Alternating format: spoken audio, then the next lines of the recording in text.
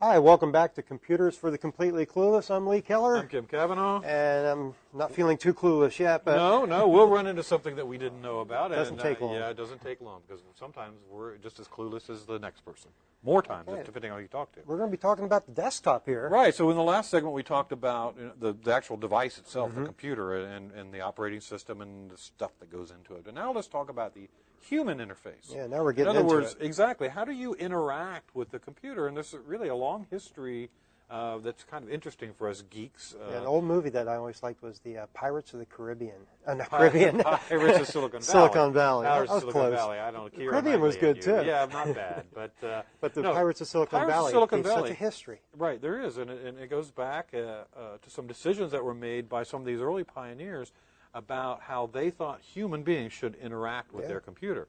And so they developed some common terms and this sort of philosophy about how things should be. And one of the things that they said is a computer should be like working on your desktop, right? So when you're working on a desktop, if you're on my desktop, there's stuff all over the space and coffee stains and a big mess. But a computer desktop is the same kind of thing. You have things on your desktop that you work on frequently, and it's the first thing that appears when you come onto your computer. Okay. All right. Well, we'll come back and take a look. Well, we are actually going to take a look at the computer or at our desktop as we go into our future segments. Now, every computer depends on some basic things. In order for you to have a document that you print out, you have to have a file, right? You have to create it and save it. You have to create it and save it. So sometimes we'll call it a document. Sometimes we call it a file. And basically means it's a computer file, chunk of data. Documents are usually something that we create and save on the computer. Right. Many files might come with the computer. Right, exactly. So you might have, for instance, I don't know, Paint is a program that comes with Windows, and there's a file that's called paint.exe. Right? Now, what's that dot mean, and what's all that stuff? Okay, that's a good one. We're getting into that? Oh, no. Let's talk about it before we go. We'll talk about that later. All right, so we know files have to be named. They have to have to put them somewhere, and they have to be stored somewhere. Yeah. And on a computer, all your files are stored in a folder. Yeah. So it's almost like a file cabinet, right? So where the filing cabinet is the actual computer, and inside that you have folders for your taxes. And sometimes, just like I do at home, I put folders in my folders. Right. You can have a subfolder inside a folder. So maybe you have a taxes folder, and you have 2008, 2007, 2006, in subfolders, and each one of those will have documents inside. I don't want to do the taxes folder. Well, let's move on from that.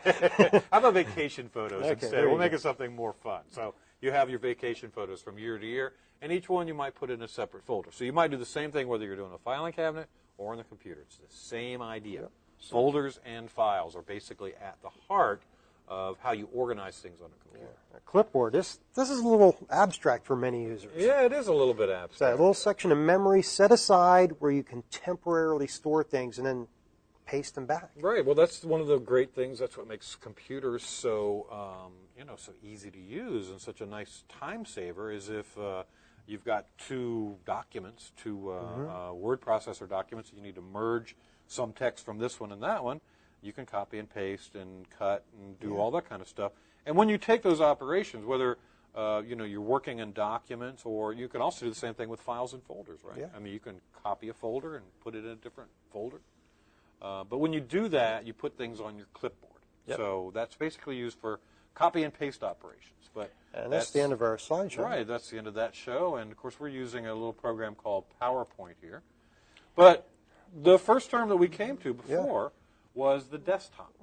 All right, and so we're going to go back and we're going to start looking now in this segment at some of the common aspects of the common human interface that goes with a computer. We'll get the basics down on this, and we're going to talk about the desktop here. Right. Basically, your icons, and you'll see simple things on here that we see all the time. Right. We've got programs on there. Well, what do you mean by icons? What does that mean? Icons is the name they use for the little tiny picture that represents a program. Now, each one of those little pictures, they all look different, but now, again, let's take a look at the desktop. I'm just going to pull one out here so you can see a little bit better. Whoops. All right. Whoa. Now, why did it do that? I think it did that because there's a setting that makes your icons arrange themselves automatically. Okay, so where would we find that? Well, on a Windows machine? On a Windows computer, we would find that in the properties for the desktop. Okay. So these folders and files that we've been talking about not only are storage items, but they're also items that you can manipulate, you can change, and so forth. And so we can do that with these icons. So we're looking at that one called Google Earth, but they look different. Some of them look like a little piece of paper. Yeah, this is a document. That's a document. So that's a file. And if we float your mouse over the top of that, you get a lot of information about it. The file tells you who created it. It was me. When it was created or last modified. Right. How big it is. Changed, and so forth. So you get a lot of information on your desktop. And there are other operations that you can do. Now, one that I do a lot is I have to throw things away. Yeah. So is there an icon on our desktop that represents how to get rid of stuff? Sure. We've got our little waste can here, the recycle bin. Right. And there are a lot of ways you can delete things. If I clicked on that and then just hit the delete key, it'd be gone. Right. Yeah. But another thing you can do is drag it over there and just drop it in the recycle bin. Oh, but Lee, I didn't want you to do that. What am I going to do now? And not delete it. Oh, because we got it open in the other program. That's a common error. If something is open, it won't let you delete it because you're still using it. Yeah. So lots of cool things, and of course, if you want to empty the recycle bin, you would use your mouse to do that. I usually right-click and. Yeah. Now you say right-click. Now you've got a mouse there. Mouse has two buttons on most Microsoft machines. Right. And the right-click is the button on the right side. It's the special stuff. That's where you get to the special options. Usually you're going to just a click. Right. Usually it's the left mouse button that people typically use. But if you right-click right just on the desktop, you'll see a little window appear and all the different options that are available that you can do. Then, again, computers, there's always something that's common. Like, for instance, just that little arrow up there.